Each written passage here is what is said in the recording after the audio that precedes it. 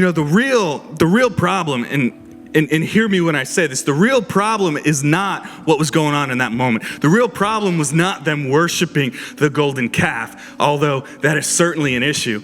But that is not the problem. The real problem, Journey, hear me, the real problem is that when they were in Egypt, they let their houses open. When they were in the Egyptian culture, they were letting the Egyptian culture into their house. The fathers, the mothers, the parents, they were not being good gatekeepers within their homes. And when they were forced to live within the culture, they were allowing the culture to live within them. Somebody better hear me this morning, Journey. So what do you have entering into your house this morning that shouldn't be there? What do you have that you're allowing from our culture in your house, in your family, with your children that God has warned us is not of us? It is not God culture. It is society culture. The real issue here is that when the Israelites got out of Egypt, they didn't get Egypt out of the Israelites. How many of you have ever felt like David?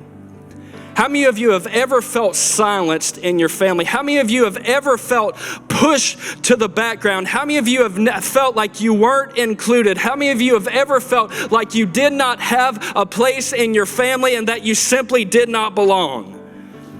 You see, it's easy in that type of environment to develop a sense of rejection. And what begins to happen, it begins to manifest itself in our lives with thoughts and phrases like this. Well, y'all don't love me. Well, y'all don't really care about me. I don't have a place in this family. Maybe this family would be better off if I was not here. How many of you have heard talking like that? You see, I'm not going to listen to someone who never had children and wrote a book. I'm not.